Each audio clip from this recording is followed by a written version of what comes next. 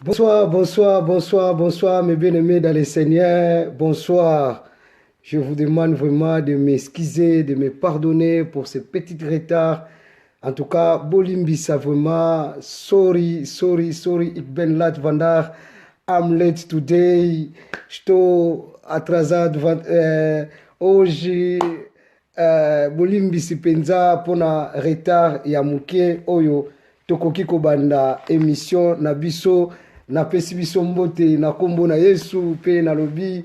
Bonsoir à tout le monde, shalom, shalom, shalom, partout dans le monde entier, esika, tozwami, toyebisa bandeko, à parole déjà ici et Koki, merci beaucoup pour votre participation, mon papa Njembo, que Dieu vous bénisse, merci beaucoup. Lelo tozana parole na biso, pe lelo tozana troisième, pe tozana deuxième partie, il y a ennemi, il y a pardon, que Dieu vraiment vous bénisse. La ligne était que avant de toutes choses, to commencer, to bénir le Seigneur, pe to pambola nzambe pona émission na biso. Seigneur, to pesio merci.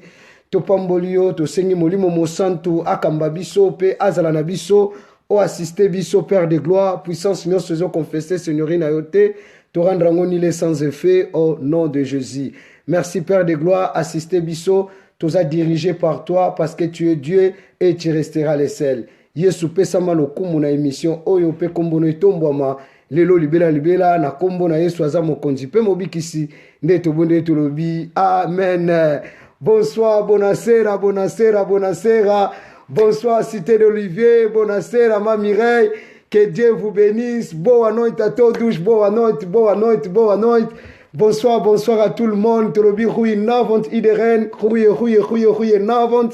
Lopesi mbote tolobi Buenos noites, topesi mbote, bon noite à tous pe tolobi njambo sana, mbote na bandeko nyonso vraiment oyo baza kolanda biso partout dans le monde entier, que Dieu vraiment vous bénisse.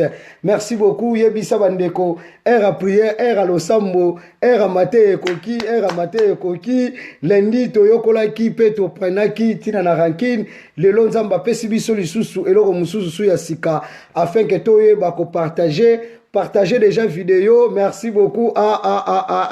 Les gens na sepeli na monio lisusu avant, que Dieu vraiment vous bénisse, vraiment donc dobreveche, topesi mbote na bandeko nyonso, mes bien-aimés dans le Seigneur, que le bon Dieu vraiment soit loué, soit glorifié, que le bon Dieu vraiment vous bénisse pour votre participation.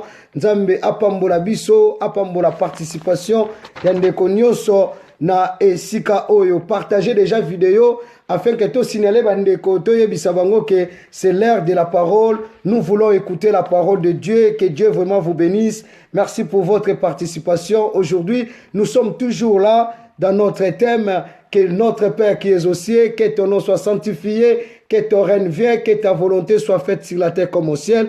Beaucoup, ils ont pris ça comme une récitation. Beaucoup, ils ont pris ça comme un slogan. Beaucoup, ils ont pris ça comme l'un de prière. Mais Jésus-Christ, ses disciples, ils ont demandé, ils ont dit, Père, Seigneur Jésus, enseigne-nous comment nous devons prier, comme Jean, il a enseigné aussi ses disciples. Donc, nous sommes là toujours et nous sommes dans le 6e et on devait aller déjà directement dans le 7e partie. Que Dieu vous bénisse pour votre participation. Partagez déjà les vidéos. Nous sommes déjà là. Le moment de la parole. Que Dieu vraiment vous bénisse. Que Dieu vous bénisse. Shalom, shalom, shalom.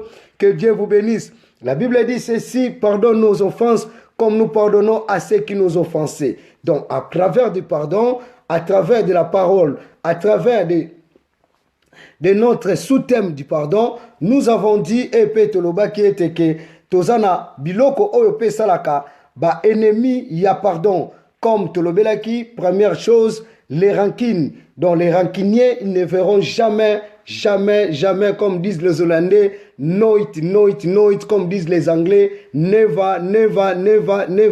Donc jamais, comme disent les Français, ils hériteront jamais le royaume du ciel. Donc si nous sommes des rancuniers, Dieu ne nous pardonnera pas et nous n'aurons pas aussi de la bénédiction. Donc tolongo la rancune katina biso eza mabe eza biente, parce que posa na nzambe ezali ke biso tozala ba rancunier te. Mwana nzambe azalaka rancunier te. Mwana nzambe abombaka kanda na motema te, parce que Bible lobi na biso ete ke avatolala tolala na kanda te.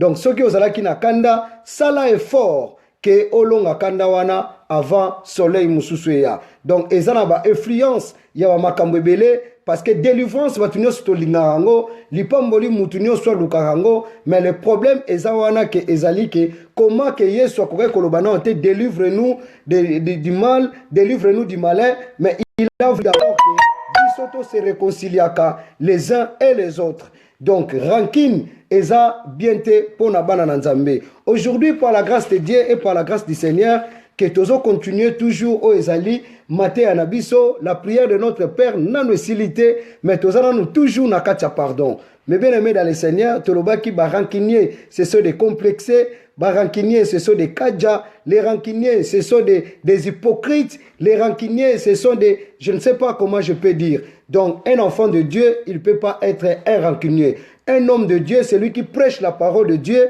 Parce que nous disons c'est la bonne nouvelle. Tozolo bango na lingala eza bonne nouvelle. Donc en Jésus, il n'y a que la bonne nouvelle. Si nous portons la bonne nouvelle, nous ne devons pas être des rancuniers. Donc ce qu'on a rancunier, le rancune eza ya nzambete. Rancune eza ya bana nzambete parce que rancune pe eza ya nzambe ata mukolo mokote. En tout cas, nzambe apambolama pe akumbama. Mais bien aimé, tolingi nzambe apambola biso. Tolingi nzambe amonisama na bavi na biso soko zalaki na mutu oyo kangaki na mutema. Si tu avais déjà quelqu'un que toi tu fermais dans ton cœur, tu disais que je le parlerai jusqu'à la fin jusqu'à l'extrémité de la terre. Mais bien aimé dans le Seigneur, tu te trompes. Donc soko zalaki na mutu oyo kangaki na mutema, fongola ye linga ozala libre afin que la gloire et la bénédiction de l'Éternel et bako accompagner. Nous sommes presque à la fin de l'année et nous sommes déjà là. Que Dieu vraiment vous bénisse. Merci beaucoup. Malgré que vous êtes en retard, que Dieu vraiment vous bénisse. En tout cas, mes bien-aimés dans le Seigneur, n'assengez vraiment beaucoup de prières. Bossam la mingi pour votre frère. Na frère Nabino, bossam la pena ya mingi. En tout cas, le lot luki toko ta la connexion kimi parce que to moni que to makaki la prière des enfants. Et puis que aujourd'hui, ce n'est qu'aujourd'hui que nous. Donc j'étais trop combattu na dimension moko donc nakoki kutu ko expliquer binote. Donc nakoki ko expliquer binote grand combattu ya makasi. Donc je peux pas vraiment vous expliquer. Mais bien aimé, mais la catastrophe Joana, ce qui était bien et ce qui était révélé, boyebi que musala obiso tozo sala eza ya nzambe. Ce que nous faisons c'est pour la gloire de notre Dieu. Neti babiso ba oyo to kabela nzambe jeunesse kaka pona le musala na nzambe. Mais bien aimé, la Bible dit ceci et si kaba na nzambe basanganaki monguna pe ayaki. Et na kata son Joana, il y a eu beaucoup de gens oyo basimbaki kaka ke bambeli pona bango posa na bango bachuba banga kaka na mukongo. Donc ba et place que Dieu soit loué, que Dieu soit glorifié. Malgré qu'ils avaient beaucoup de jeunes, naebi makasi wana soki na zongo wapi, soki ezalaki tatami, soki ezalaki wapi. Mais bien aimé, la grâce de Dieu kaka parmi abatuana bayaki et bango moko bakotaki na confusion. Mais nayebi te soki ezana bato balota kandoto, ozolota ndoto pena e umeli, ezui pena temps, ezui penza air, que tangu pena kozongi na bomoto, obandi pena ko kanisa. Obani pena ko kanisa pena que non Dieu azongi sur na vie. Ezana bandoto mususu soko loti ele kakana ngonde ngwana. Mais ezana bandoto mususu eume la kapenza ezui tant pena na butu. Mais bien aimé dans le Seigneur que Dieu apambolama. Bible lobi oyo nzamba simbi mokote azana nguya yakobotola. Ezana ba bloko mususu nzamba la kisaka biso mais elonga ezaya biso. Je demande vraiment beaucoup de prières, beaucoup de soutien, malgré que tant mususu ke batonga na zolo banazo monate na yebite, mais Dieu oya sondaka les cœurs et les rangs, nazana promesse moko oyo ngana sepelaka parmi ba chapitre Esaïe. Esaïe a dit ceci: formez des projets, vous serez anéantis. Vous donnerez des ordres, ils seront sans effet. Car l'Éternel Dieu est avec moi. Donc, formez des projets, vous serez anéantis. Vous allez donner des ordres, seront sans effet.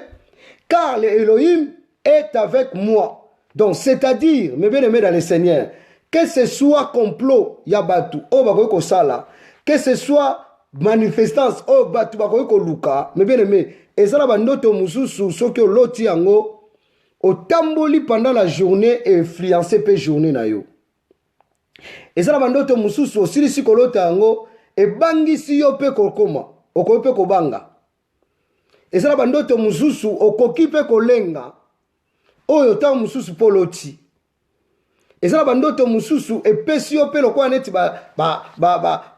bamutoki moko boye neti mais ensemble na nzambe me bien aimé dans le Seigneur nous sommes toujours plus que vainqueurs nalingaki topartager ensemble parce que eza témoignage nga mpo na nga nabengi yango eza témoignage parce que nzambe oyo touti na ye na babibale tozokontinue kokei na ye oui c'est normal.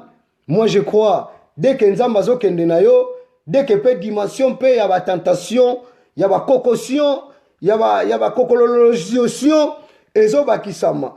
Dès que peut les attaques, et il y a un lobby, jour on a un lobby, comment, mes bien-aimés dans le Seigneur, que batu bazo souhaiter yote. Mais pendant que bazo zelo karake, ozo sala mabe, ne batu, bazako zela yo na moma wana. Ozomona ngote ke mukili ekomi mabe tozo kende église tozo sambela toza wana mais nous sommes des rancuniers et nous sommes là pour combattre aussi les autres et pendant que les autres ils font des bonnes choses nous sommes pas là pour les soutenir mais bien aimé ce que ça pour le royaume pendant que yomoni ndekono azoteya malam ou bien azoteya paix parce que muto aleki koteya malamu eza yemoko Saint-Esprit. Soutenons-nous par les uns les autres. Et ça que non, ndekona yo yesu mukolo moko ayebisi bayekoli. Balobin kolo tomoni mutu batu moko pe kuna bazo bengana milimo mabe na kombo na yo. Yesu alobinini. Ba oyo baza pour biso, baza contre biso, c'est que baza pe batu na biso. Et pourquoi katina biso tokoki kobomana? Katina biso tokoki kozala barankinier. Et quand tu as vu ça, tu as luka, clic, tu as luka, ba façon, poto kwisa, muninga ou poto bebisa, nina muninga, musala oyo, eza ya nzambe. Maloba oyo, eza ya tata na ngaite, eza ya noko na ngaite, eza maloba na nzambe. Mais bien aimé, oyo ke nzamba tindi, to sala, to loba, yangwana to koloba, par la grâce de Dieu. Parce que la Bible dit ceci, vous connaîtrez la vérité et la vérité vous affranchira. Mais bien aimé dans le Seigneur, yangwana okomona ke na kati ya Bible ezala ba biloko mususu o nzamba loba na biso azala ba protection pour na tina bana nae. Donc ezala ki un peu témoignage o na linga na témoigner na koka ko sentir étant que na musuni mais na molimo nous sommes que plus que vainqueurs. Na koka eteta mususu na journée alelo na telema na loba alléluia na loba viva Jésus mais le Seigneur est bon. Le Seigneur est grand. Le Seigneur est merveilleux. Mais bien aimé dans le Seigneur, que qu'on a vision, à ta pour prier pour les enfants, je suis combattu pour ça. Donc moi et Nanabino, donc toza ensemble. Donc nazo senga que bana nzambe o bazala molimo na nzambe to sangana, to sa force afin que po vision o nzamba pesi et que ne musika. Bana nzambe sika bazali balobi nga amen. Nzamba zo lokumu nzamba pambolama. Tolobaki tozo parler na tina na ennemi de pardon. Tolobaki te que les ennemis des pasteurs, des ennemis de l'église, des ennemis, tolobaki ennemis à pardon. Mais bien aimé, babiloko tozoloba, babiloko nzamba tie, eza babiloko o ezo traité ba âme, ba corps na biso, pe na ba esprit na biso. Tokoki kozwa révélation, tokoki ko crier alléluia, amen, c'est bien, mais babiloko oyo lokola ba rancune, ezalaka na docteur te oyo akoki kotraite yango soki ye moko kaka nzambe te. Babiloko oyo lokola ba culpabilité oyo lelo tolingi tolobelela. Mais bien aimé, kolinga te maloba na nzambe oyo eleka yo pamba nazongi. Mais bien aimé, soki ozalaki na rancune na ndeko na yo na frère na yo ngai moko nde nazotelema boye tozo partager ensemble mutu aza se aza te. Nalobaki ke Seigneur pesanga mutema oyo nakoki kosalaka te ke nayinaka bato. Ce n'est pas facile omona mutu moko ayina yo mutu moko alingaka na ye yo te osala na yo eloko moko te mutu moko akomane kolukilo ba concurrence mutu moko bakoma kolukilo basangana na batu moko boye po bakombattre yo e bayina yo babotela yo rankine ndenge tolobaki mutema ya likundu yo kolinga kozala na biloko wana te soki ozalaki mpe na rankine na ndeko na yo na frère na yo na sœur na yo yeba koarrange yango yeba kolongola yango parce que barankinier bakomona nzambe te yango wana topesaki Matthieu chapitre 5 verset 8 heureux ceux qui ont le cœur pur car ils verront Dieu. La béatitude kuna na Matthieu esika Matthieu chapitre 5 alobela ba béatitude. Mais bien aimé dans le Seigneur, c'est très important, c'est trop capital parce que lelo na église na biso au monde na pasteur na bandimi baza ba rankinier, ba belle sœur na ba belle frère ceux qui ba bokilo ceux na banani baza ba rankinier, ba cousin na ba cousine baza ba rankinier, famille eza na force te. Yango na tolobaki wana eza na nous premier ennemi ya pardon. Tolobaki bato bazo noter les ennemis de pardon bakomaki na liboso a toko développer yango encore si le Saint-Esprit apesi biso susu nzela pe a permettre biso lisusu. Yango na topamboli nzambe pe tokumisi su nzambe que lelo tokei partager déjà vidéo afin que bandeko bazwa pe grâce ya kolanda maloba na nzambe. Que Dieu vous bénisse. Pe mate ya déjà ya rankine totiaki yango pe na YouTube. Donc soki mutu abeti alobi ke abeti na YouTube Pasteur Gilles Max ba mate ya ezawana oyo nzambe apesaki biso. Pe lobi tozalaki na conseil des parents nzambe alobaki kolobela biso yango wana nzambe akumbama pe anetolama na pona bandeko bana ba Facebook te sunga biso pena bandeko bele bana ba Facebook te linga o partager mate ya oyo penza ya YouTube pour faciliter bandeko bele pe bazwa. Bible lobi Dieu envoya sa parole et sa parole guérit. En tout cas na kosenga na biso so sima maloba oyo na kosenga na biso panda tozoka maloba oyo soko ebaki kozalaki na rankine na mutu linga obimisa ye kolinga kozana langage wana te tokoloba na ti mukolo na kokufa na sama bele bato balobana te na sama bele kuna so mutu akufi Bible lobi eza réservé na mutu akufa mbala moko nde sima na ngonde ke ya jugement biso toza bato oteke ya œil pour œil dent pour dent au rando biso toza bana nzambe soki likambo eleki est-ce que likambo nini nango elekaka te likambo nini nango babosanaka te me bien aimé dans le Seigneur. Pourquoi ngana yo tokozala mutema likundu boye ke tokoki kobosana te tokoki kolimbisa te. Un rancunier c'est quelqu'un qui ne connaît pas le pardon. Or que pardon nde bato balobaka ezalaka puissance libéraka ezalaka na monoko te eza puissance libéraka eke libero na makambo ebele eke sala yo ozala à l'aise na makambo ebele ke tellement yo ozobombaka makambo ya mutu na mutema olio tia makambo na bien ozokanisaka ya mabe. Or que Bible lobi mutu arapelaka mabe aza mutu oyo abomaka.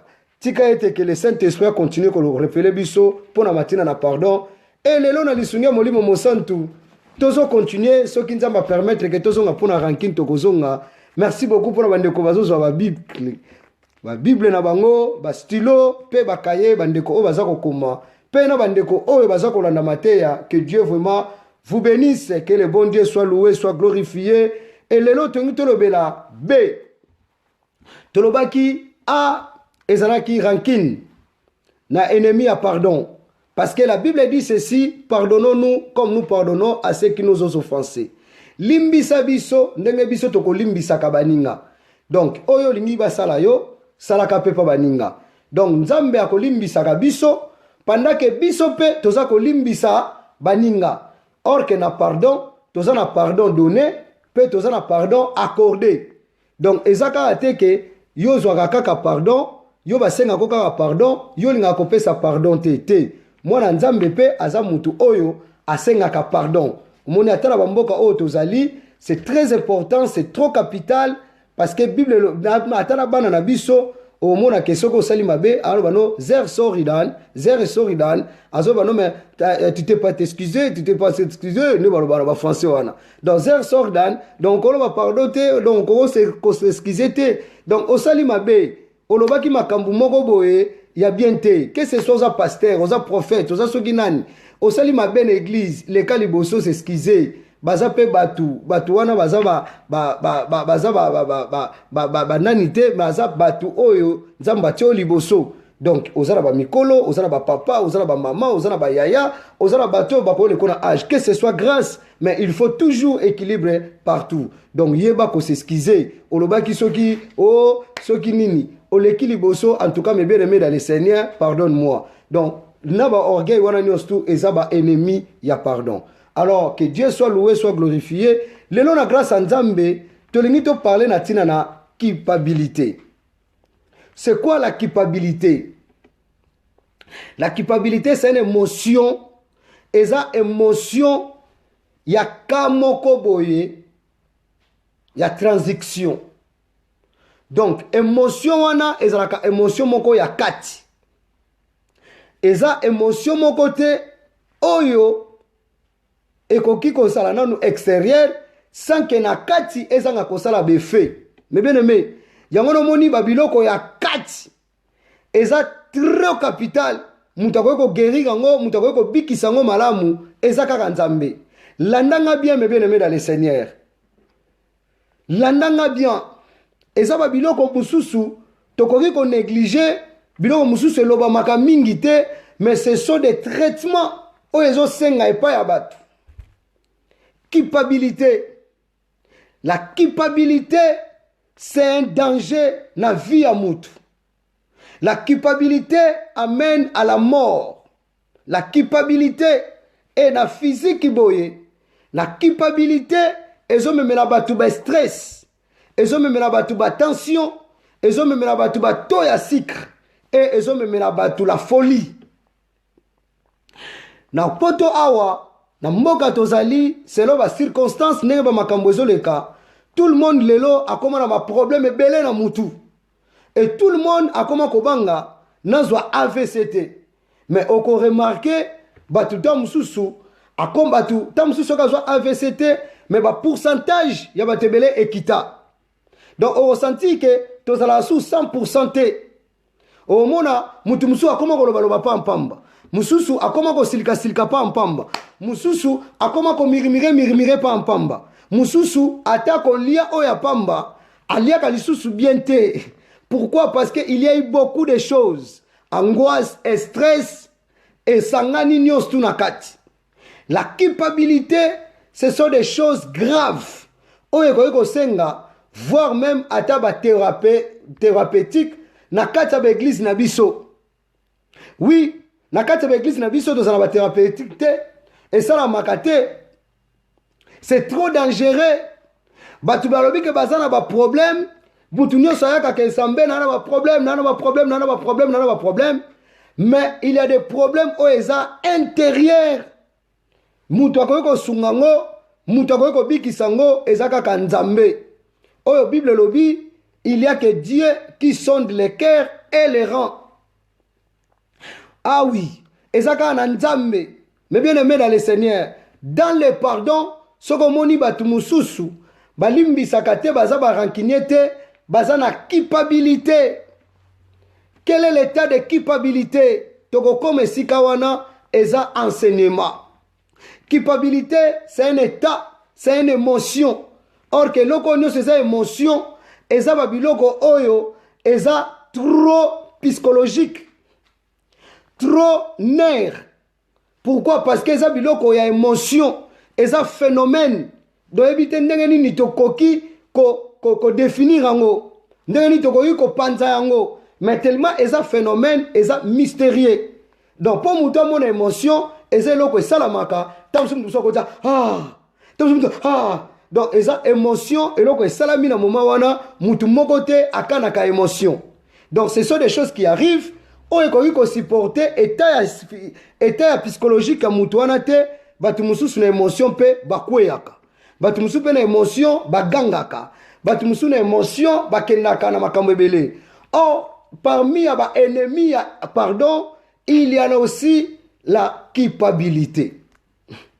La culpabilité, c'est très important na bomo ya mwana Nzambe alongola yango. Donc, culpabilité, quelque part, kosakize na kati na yo moko. Donc eza émotion moko oyo mutu aza kosekize na ye moko. Mais bien aimé dans le Seigneur, eza na batu mususu soki lelo balingi ba se suicider, c'est à cause ya culpabilisation. Eza na batu ebele lelo soki ba longwa na milieu ya batu à cause il s'est se culpabiliser. Ye moko se retirer. Donc eza état moko oyo pusaka mutu akende na acte moko boye posé.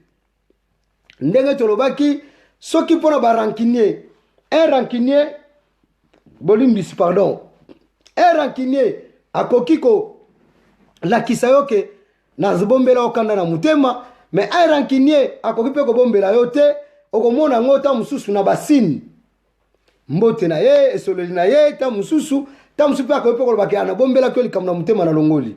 Mais toye na ennemi oyo ya culpabilité. La culpabilité c'est une émotion oyo ezo cause mutu na conscience na ye ezo funda conscience na ye moko. Or tozozwango lelo na deux langues, tozozwango na deux volets. Premier volet ya culpabilité, premier volet non d'abord ya culpabilité, la Bible dit ceci. Tozwa Matthieu chapitre 27 verset 1 tina 5. Mais tokotanga 3 tina 5. Matthieu chapitre 27. Merci beaucoup pour l'année que Matthieu chapitre 27. Totanga verset 3 tina verset 5. Soki okozana ta lisungia molimo mosantu a aider ngana yo ozuita na yo ya kotanga ngo du verset 1 tina verset 5. Yoka Bible lobi na biso boy. Na Matthieu chapitre 27 verset 3. Alors Judas qui avait livré, voyant qu'il était condamné, fut pris de remords et remporta les 30 pièces d'argent aux principaux sacrificateurs et aux anciens, en disant, j'ai péché en livrant les sangs innocents. J'ai péché en livrant les sangs innocents. Nous continuons. Ils répondirent, que nous importe, cela regarde. Judas jeta les pièces d'argent dans les temples, se retira et en alla se pendre. Judas jeta les pièces d'argent dans les temples, se retira et en allant se pendre. Mais bien aimé dans le Seigneur. Donc, Judas, oyateka ki Yesu, ayaki ko comprendre moko ke na uti ko sala mabe na sopi makila na innocent.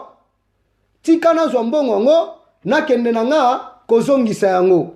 Asali mabe te. Ake kozongisa mbongo, mais suka ya Judas esalaki nini ememaki ye na komi diembika nde baloba na lingala. Donc Judas ami diembika ki na ebite komi diembika na néerlandais so na loba ndenge nini na ebite ko diembika na français pendre na anglais so na loba ndenge nini. Donc akenaki komi diembika mais bien aimé dans le Seigneur. L'homme se bongaka na langue na biso, donc ami diembiki. Donc ami diembiki. Et pourquoi? Parce que ayak, oh que Dieu te bénisse. Merci beaucoup pour la aide. Nous avons pas bino vraiment. Parce que il sait se culpabiliser. L'ennemi des pardons, mais bien aimé dans le Seigneur. Tu le vois que ça rancune, peut esa culpabilisation. Quand c'est culpabiliser, esa na mutu mususu. Ce qui a sali mabe.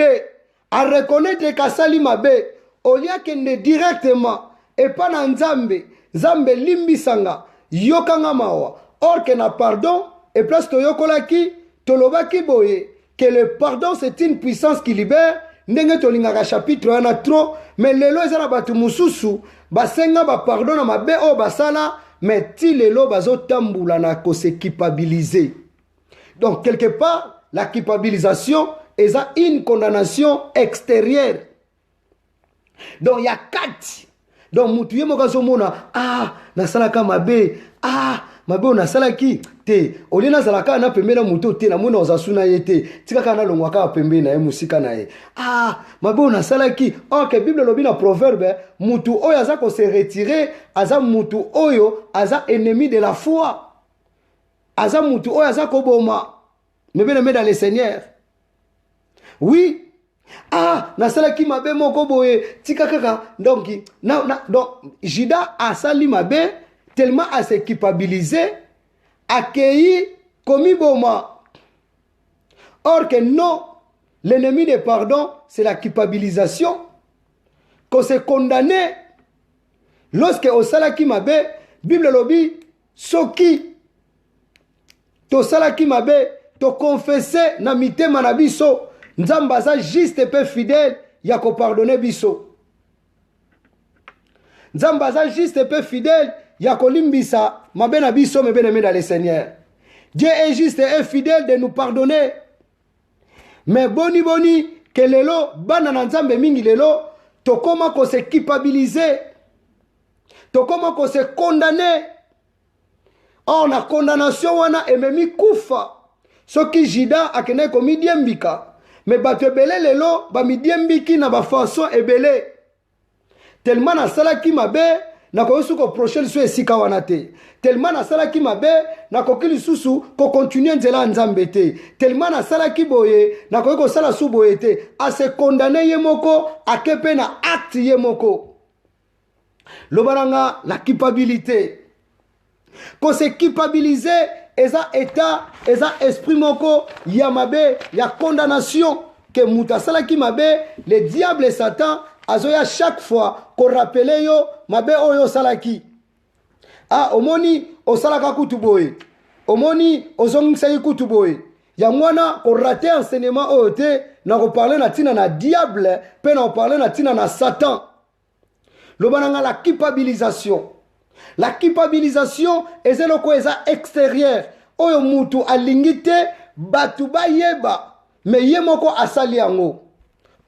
Babiloko nyonso koma ya kati batu babomba ba makambu na kati me bien aimé ya ngwana lelo koma ko sala batu ba AVC. Trop de stress, trop de problèmes, nako kende pa ya nani soki na yebisi kingotolo ako beta lisolo na ngepa ya mutu. Soki na yebisi mama kadiangalala pa ko yebisa likamu na ngepa ya mutu. Mais bien aimé, Nzambe aza na batu na ye pe aza wana. Dès que nous péchons, nous sommes des pécheurs. Soki osala ki mabe, mutu oya akweya akokaka kotele mate eza Satan le diable. Mais biso pendant que tozar batu, pendant que tozar sur la terre des vivants, toye bango que tozo péché tantôt d'une manière tantôt d'une autre. Dès que kwei telema zo makasi continue nzela parce que litomba na yo eza kozela yo liboso. Pourquoi ozo ko se condamner? Pourquoi ozo ko se culpabiliser? Mais bien aimé dans le Seigneur. Pourquoi tu te condamnes? Soki Nzambe aza juste et peu fidèle ya kolimbisa masumu na biso me bien aimé dans le Seigneur. Dieu il nous a déjà pardonné. Nzamba za papa malamu. Nzamba rappelaka biso ba faute te. Soki Nzamba banaki ko rappeler biso ba faute nde lelo ngana yo tenga tozala bato ngolu te. Eza bato mukili nde bato nde ba rappelaka biso ke lelo ata ba mondo lelo moko boye soko beli omoni kindumba na ye mutu esali ye boye soki ozangi omoni kindoki ya famille na batu bakoma ko lukila yo ba forme. Or que ngana yo toza batu oyo ke tosala ki mabe pourquoi toza ko se culpabiliser mutu moko pesa nga amen. Pourquoi la culpabilisation? La culpabilisation c'est un ennemi du pardon. La culpabilisation c'est un ennemi du pardon. Aujourd'hui ce soir nous allons prier tokobonde la Nzambe esprit oye kondana kabiso na ba mabe moko boye to salaka pendant des années to sengela yango déjà pardon ezala musika parce que à cause ya culpabilisation et même Judas ko se pendre et même Judas ko konde komi diembika boni batebele lelo ba selingi ba se suicider pona ba mabe moko boye basalaki boni batebele lelo ba se suicider na vie chrétienne pona ba mabe moko boye basalaki le pourquoi parce que yes moko tellement batu ba mesana ko condamner batu, tellement batu ba mesana ko culpabiliser batu, muta komi komona ke soki na ye awa batu ba kotangela nga kaka masumu na nga. Or le jour là, mes bien-aimés dans le Seigneur, les gens ils ont fait grosse erreur. Bakangi mwasi oyo afrakan de li, oui asali mabe na mibeko ya Moïse euta pe pa na Nzambe. Balobi na mibeko ya Moïse foto bamba mwasi oyo nini mabanga. Babandi komema mwasi oyo pendant que babanda komema mwasi oyo, mes bien-aimés, nga na ndimaki te ke mwasi oyo andimaka que liboso akokutana na lobiko. Mais bien aimé dans le Seigneur, que ce soit les lois sur la condamnation, les lois sur la persécution, les lois qui vont pousser yo liboso oyebite nani azawana bazo ko pousser on vers Nzambe. Moi so ayebaka te mais bien aimé dans le Seigneur, bakangiye bayeba ngi basala Yesu lokola piège. Donc moi je crois, moi so alobiha soki lelo na kufa eza parce que na sala ki mabe. Peut-être que bana pe ko se culpabiliser que kata mutema na ye mabe onga na sali il fallait que na kufa na ngata na sala ki na mbali wana batu ba mona te. Oh que abosani que ayepa mutu moko mutu wana un jour ayebisa ki jache oh batu ba mona ki mutu mabe na kata ville ayebisa lobi jache kita parce que lelo lobi ko ye na ndaku na yo mutu moko azo kanga na poko lelo maloba na Nzambe lelo eye na bomo ina yo Nzamba linga yebisa yo Nzamba linga yebisa yo liloba na Nzambe eye na ndaku na yo. Donc lobiko eye lelo na ndaku na yo longola condamnation longola culpabilisation tam sous situation zo traverser okomi komona tam sous mabe onga na salaki. Mais bien aimé dans le Seigneur, soki Nzamba tikela kabiso mabe soki Nzamba linga kabiso te pema wana yozo pema wana eleki kutu koleka. Dieu est aza amour, Nzambe aza amour, Nzambe aza bolingo, Nzamba limbisa kabiso me bien-aimé dans le Seigneur. Problème angana yo, tozomona lisusu puissance à pardon te. Boni bato bakangi muto batu babetiye sete mais tellement muto ngwa zala ki Nzambe ayebisi père na ye alobi papa limbisa bango parce que bayebi o bazo ko sala te ezala babiloko musuto sala ngo inconscient toyeba kite ezala babiloko musuto mutako mukolo akomi koyeba ke non siko ndenge na zaboye na kosala boye pe na kosala boye lisumu mususu ta mususu koka kosala ngo bapusaki yo mususu ezala ki involontaire mususu pe ezala ki posa na yo mais sache-le que tu as un Dieu, sache-le que tu as un Dieu oyaza amour koleka batu nyos tu muta mukila komono na mabe akotonga yo ako critiquer yo ako condamner yo mais Nzambe ako condamner yo te yango no moni mwasi na tanga ye ayebisi ye boye na condamner yo te mais ko sala pe lisusu te ko kanisa pete ke soki Nzamba limbisi yo kende o continuer ko sala lisusu mabe non posa Nzambe ezali dès qu'on recevoir grâce qu'on soit fait grâce à Nzambe à 20 ans mais bien aimé dans le Seigneur. Le mananga lisusu la culpabilisation. La culpabilité est mis Jida na kokufa. Boni te lelo batebele. Boni pete lelo to boma batebele. Pona ko culpabiliser bango. Pona ko tia bango mal à l'aise. Pona ko tia bango ba condamnation. Mais bien aimé dans le Seigneur. Mutamokila koyokoloba na limbisi yo mais 10 ans 5 ans après omona vandi abi yokutwa soki na kanisi pena eloko wana pena yo sala kinga wana soki na kanisi yango no moni mutu abikisaka kaka babiloko akati wana eza Nzambe le cœur de l'homme est torturé donc soko sana eta wana luka Nzambe me bien aimé dans le Seigneur luka Nzambe mususu asali mabe oleka senga pardon akimi pona ya monike na se culpabiliser na sali mabe fona kende musika ya ba mabota nanga Luka Nzambe soko moni eloko wana se répéter la kaoloba au nom de Jésus Christ de Nazareth nga Bible lobi eza susu na condamnation te na bato baza déjà kati na Christ. J'avais commis les péchés, j'avais connu le mal, mais j'ai demandé pardon à mon Dieu. Nzambaza juste et peu fidèle, yako pardonner. Ayebisi ngai peke nazonga lisusu te, na sala ngope lisusu te. Pourquoi on se culpabiliser mes bien-aimés dans le Seigneur? Jida se culpabilisa qui? Pona nini il se condamné yemoko. Bongo siko ke soki yemoko siko se condamna qui? A combien plus fort raison yabatu?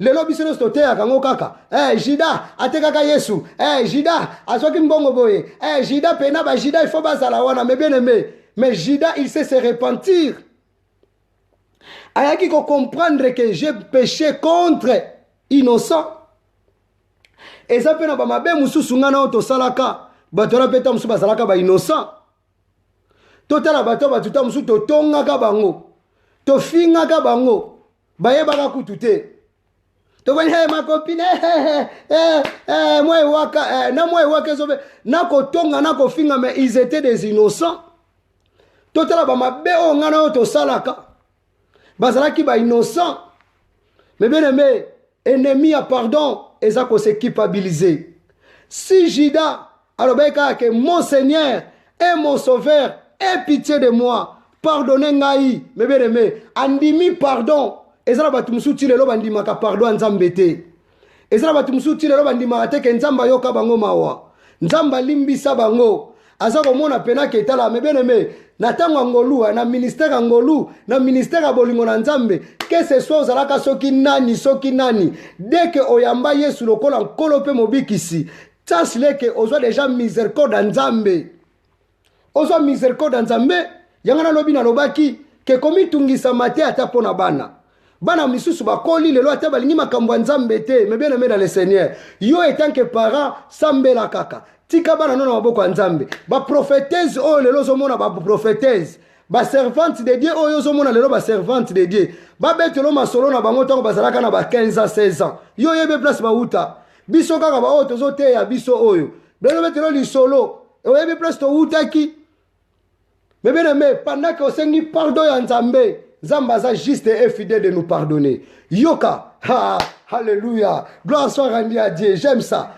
Yesu akutani na bantu mibale na croix Yesu akutana na kombe de miyibi de miyibi na croix yoka muyibi moko alobi boye oh l'air nous fait défaut muyibi moko alobi boye bo pesa nga 5 minutes bo pesa nga 5 minutes boko odenga 5 minutes boko odenga 5 minutes amen muyibi moko alobi boye soki mutu oyo azana esika oyo parce que asali mabe ndenge moko na biso tozo comprendre mais bien aimé dans le Seigneur ezana batu mususu bakoki kokutana na même situation na yo bakomi kokanisa ke bino na ye boza ndenge moko or que mutu wana aza ndenge moko te merci yoka muyibi ya mibale alobi soki okozala lelo andimi seigneurie à Jésus yoka Yesu ayebisi ebo yoka nga bia yoka nga malembe soko ozala na question tunanga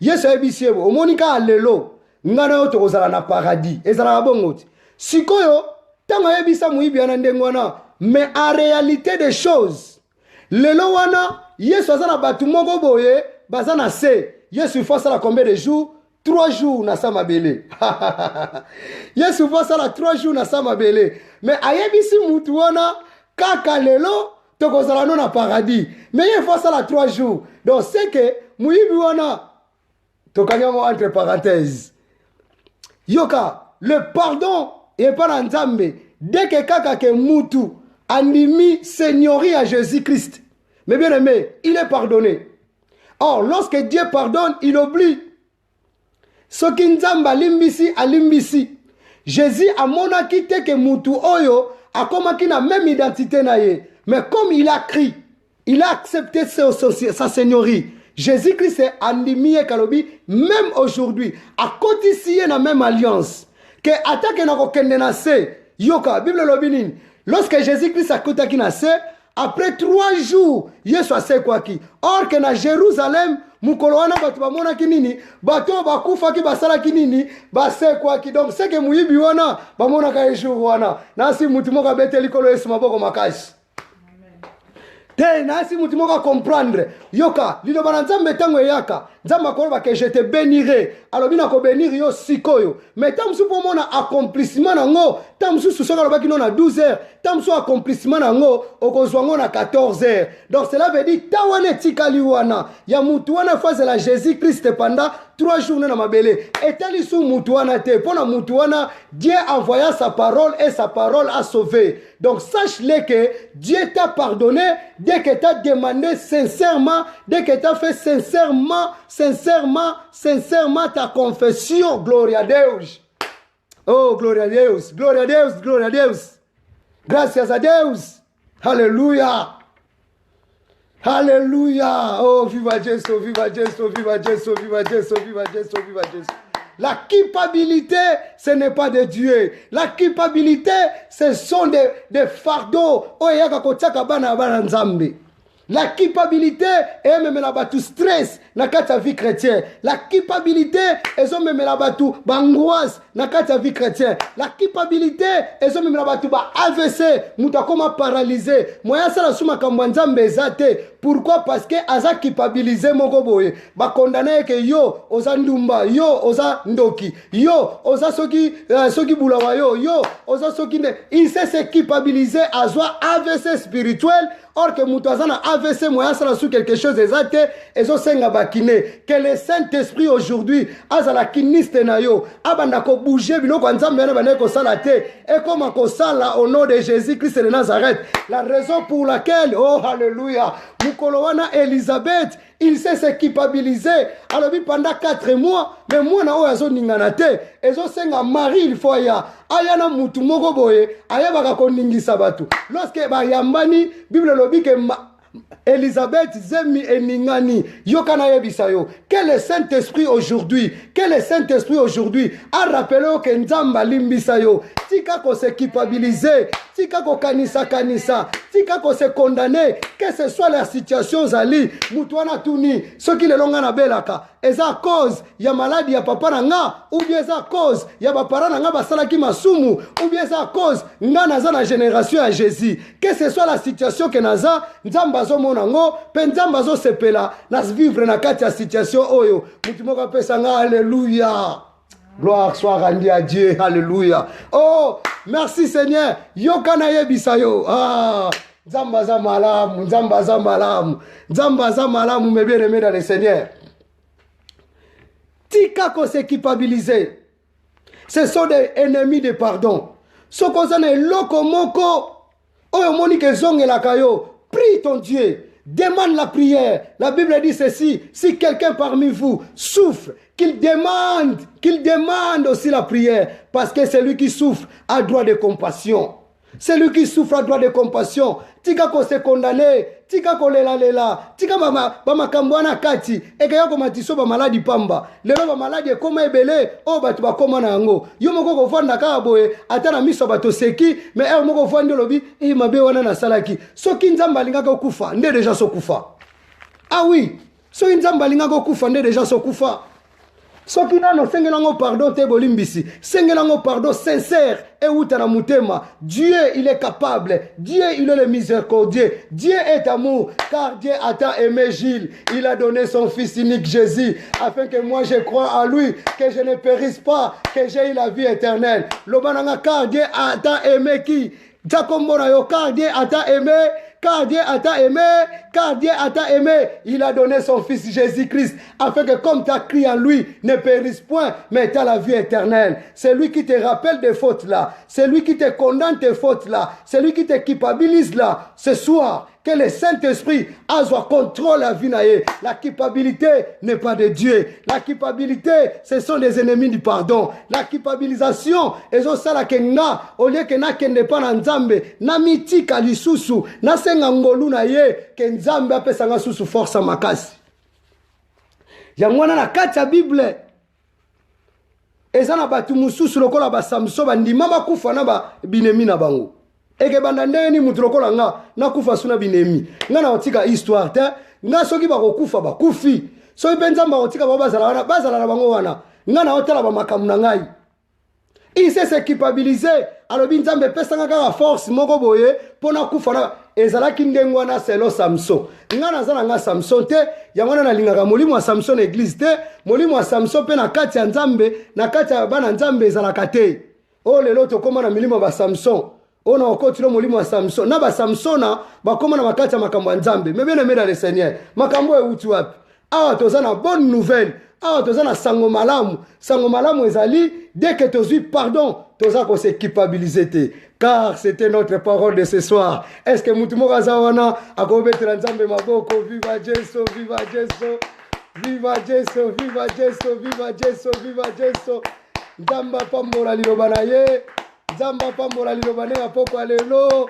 Ah, mutu moko azawana beteli Nzambe maboko. Alobi gloire soit rendue à Dieu. Pendant qu'on betela Nzambe maboko. Pendant qu'on betela Nzambe maboko. Ba culpabilisation elongwa. Ba condamnation elongwa. Yoko kene komidie mbikate. Parce que liboso Nzamba zali. Que ce soit batu bazo mema yo. Po ba condamner yo. Mais liboso Yesu azali. Akoloba na yo ko sala lisusu te. Mutu moko azobeta maboko. Tosala ki mabe. Mais lelo tozoyebisa Nzambe to ko sala lisusu te. Au nom de Jésus. Amen. Alléluia. Alléluia. Alléluia. Telle place notre Père Ememi Bisso. Telle place notre Père Azokende na Bisso. Donc lelo tozala ki na culpabilisation. Mutu a condamné yote. Ko se culpabiliser te. Soko moni ke loko moko bo sa les autres ngisa Nzamba tepe batune na nzela. Nous allons prier mes bien-aimés dans le Seigneur. Eza eta moko ya mabe makashi. Que Dieu vous bénisse. Nazongeli pona bandeko bakota ki reta, j'ai besoin de votre soutien de la prière. Parce que aujourd'hui, nasala kananga ba songe. Mais oya lelo ezala ki somo. Na éviter pourtant mususu tozo toucher ba zone. Na ba prière ya bana, na ba prière ébétance. Mais bien aimé, batu baluka yo kaka, bacha yo kaka mbeli. Baboma yo kaka, bacha yo kaka na mabe. Mais bien aimé, Nzamba révélaka babiloko mususu, tolobaka o eza révélé eza condamné, mais Nzamba révélaka biloko mususu elingaki ko salama, pe biloko mususu pe ngaki ko ya. Mais tellement que eza ya mabe, tozo pamela yango, pe tozo néantir yango.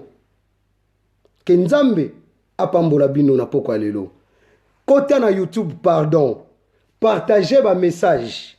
Message na biso pe alelo, toko partager yango. Alors, lobby, c'est jeudi, Zamba sunga biso, total angonga, apesa biso réseau, na 20h to sali prière à bana, et na 22h to sali ba prière na biso. Et le vendredi, to zongi toujours na école, ndikoma ke to ko apprendre bana biso la prière. Que Dieu vraiment vous bénisse. Je vous plaît fort. Zamba zawana azako révéler biso toujours ba choses cachées. Matin na biso déjà en ranking, eza déjà na YouTube. Partagez afin que po et faciliter pe bandeko mususu. So to komiti na isika oyo na ebisi mutu moko Romains chapitre 8 verset 1. Donc Romains chapitre 8 verset 1 yangwana ezali chapitre na biso ya pokwa ya lelo. Que le bon Dieu vraiment vous bénisse.